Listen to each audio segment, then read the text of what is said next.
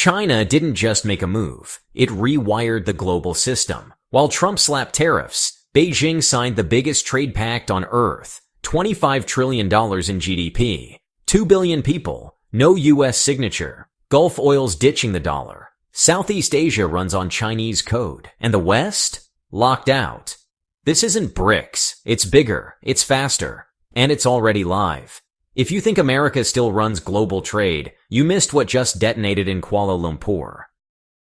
China didn't just attend the Kuala Lumpur summit. It orchestrated a $25 trillion alliance across ASEAN, the Gulf, and its own industrial network, while the US was preoccupied with 50% tariff hikes. This coalition now controls over 2.15 billion people and a GDP nearly equal to the US and EU combined, yet received almost no mention in mainstream Western outlets. According to Bloomberg, ASEAN's intra-block trade rose 9.4% year-on-year in the first quarter of 2025, and its exports to the Gulf jumped 13%, signaling a silent reorientation. Malaysia's Prime Minister Anwar Ibrahim called it a platform of convergence, not confrontation.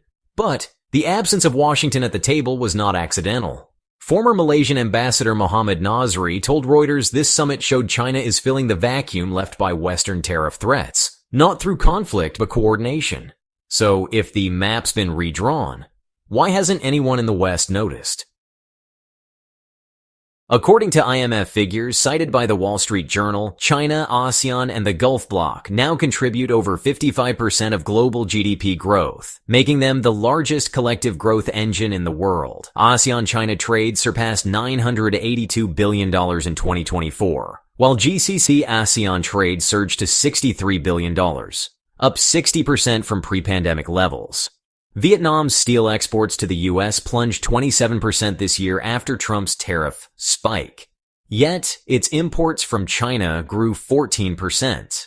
A quiet pivot now replicated across the region. In Indonesia, US tariffs erased 5 years of surplus gains in a single quarter. Meanwhile, China's ACFTA 3.0 rollout includes digital trade, ESG standards, and green energy initiatives, areas where U.S. engagement has been limited or reactive. James Chin of the University of Tasmania put it bluntly, China is being given a platform where the U.S. isn't even in the room. But what happens when China's trade corridors stop looking regional and start looking irreversible? When the ASEAN Express freight line from Malaysia to Chongqing launched late last year, it didn't just reduce logistics costs by 17%, it redefined who controls Southeast Asia's industrial arteries. The Jakarta-Bandung high-speed rail, co-financed by China at $7.3 billion, has already carried 9.2 million passengers, per data from Indonesia's Ministry of Transport. These aren't just infrastructure projects, they're commitments sealed in steel. By embedding itself into ASEAN's supply chain, China transforms regional partnerships into dependencies. And it's not one-way traffic. Chinese firms are offshoring production to lower-cost ASEAN hubs, deepening integration while dodging U.S. sanctions. The Wall Street Journal reported that Chinese green tech exports to ASEAN climbed 19% in the last 2 quarters, driven by joint factory zones. But the real acceleration, that's happening where no one is watching. Undersea cables, AI data centers, and 5G backbones, all flowing east.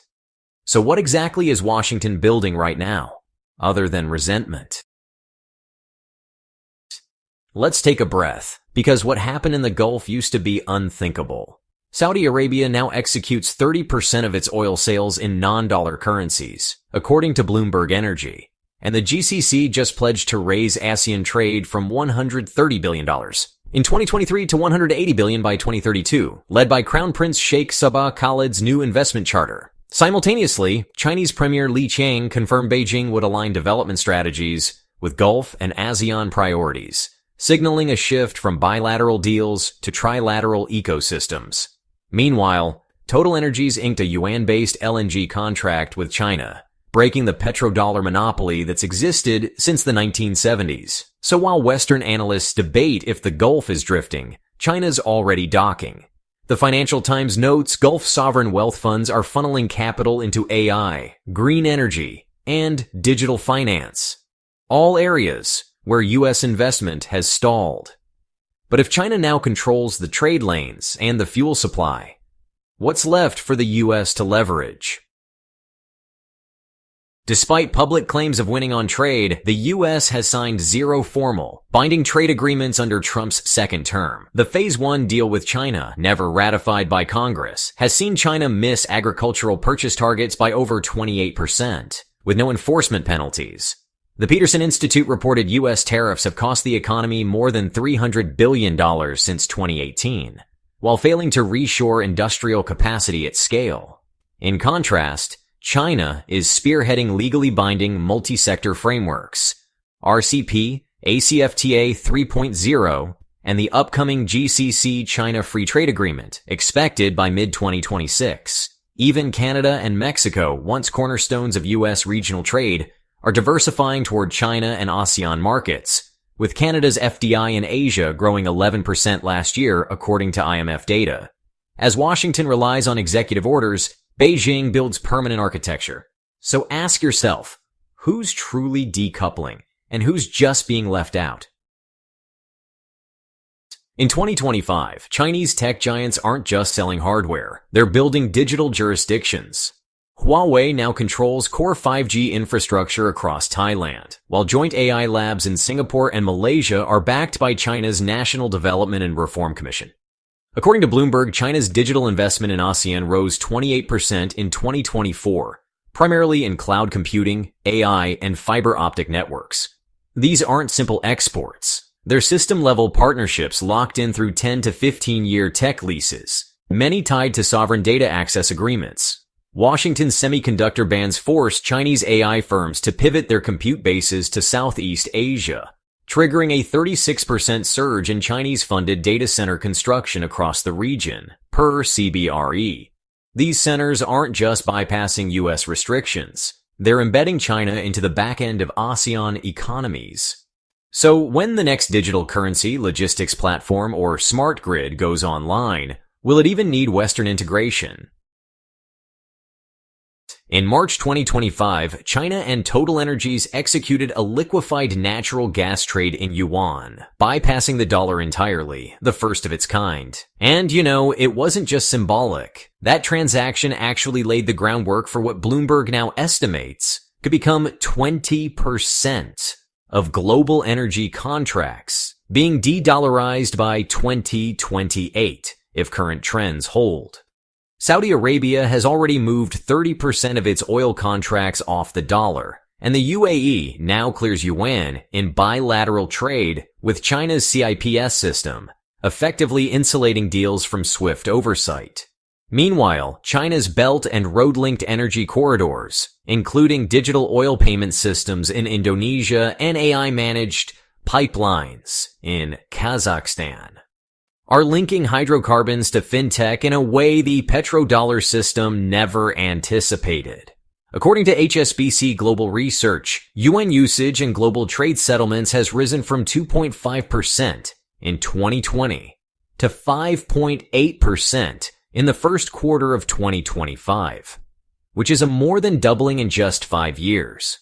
But honestly, the bigger shift isn't currency, it's control. If energy no longer flows through the dollar, who controls the current? The Kuala Lumpur summit didn't end with a defense pact. It ended with a blueprint. ASEAN, the GCC, and China agreed to accelerate a GCC-China free trade agreement, while upgrading ACFTA to version 3.0, integrating ESG metrics and AI regulation frameworks. According to Anwar Ibrahim, this tripartite alignment now holds $24.87 trillion in GDP, comparable to the US and EU combined. But beyond GDP, it's setting legal templates. The proposed GCC-funded maritime corridor in East Malaysia will bypass both the Strait of Hormuz and US-controlled Pacific choke points, forming a third axis of trade. Professor James Chin called it a model of post-Westphalian cooperation, where legal interoperability replaces military guarantees. Former Ambassador Mohammad Nasri added that China is filling the global governance vacuum with contracts, not speeches. So if ASEAN, the Gulf, and China can standardize trade law, tech governance, and investment arbitration, who still needs WTO-style arbitration to settle disputes? Vision 2045, ASEAN's strategic roadmap unveiled at the summit, sets targets for digital economy integration, legal harmonization, and industrial cooperation zones. But, execution remains the biggest variable. According to McKinsey, intra-ASEAN trade still sits at just 23%, far below the EU's 65%, largely due to customs inconsistencies and fragmented digital infrastructure. While Gulf sovereign wealth funds pledged over $50 billion. In new capital, implementation hurdles, ranging from land acquisition delays in Vietnam to AI regulation gaps in Brunei, threaten momentum.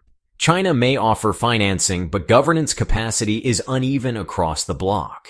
And geopolitical pressure looms large. A leaked EU Council report seen by Reuters warns that the ASEAN-GCC-China nexus may redefine trade alignment in the Indo-Pacific and push Brussels toward digital decoupling if legal frameworks diverge. The ambition is real, but the gap between diplomatic consensus and institutional execution, that's where the alliance either crystallizes or cracks. If you still think BRICS is the biggest threat to the Western-led world order, you're missing what just happened in plain sight. This isn't just another bloc. This is a parallel architecture, built on digital rails, powered by Gulf oil, and coded in Chinese infrastructure. But here's what no one wants to say out loud. If this alliance works, it won't just reduce reliance on the US. It could actually redefine what a global economy looks like without it. So tell me, do you think this new system has what it takes to last? Or is this just another summit-sized illusion? Drop your thoughts in the comments. We're glad you're enjoying this video. Please like and subscribe. Check out another video that is now on your screen.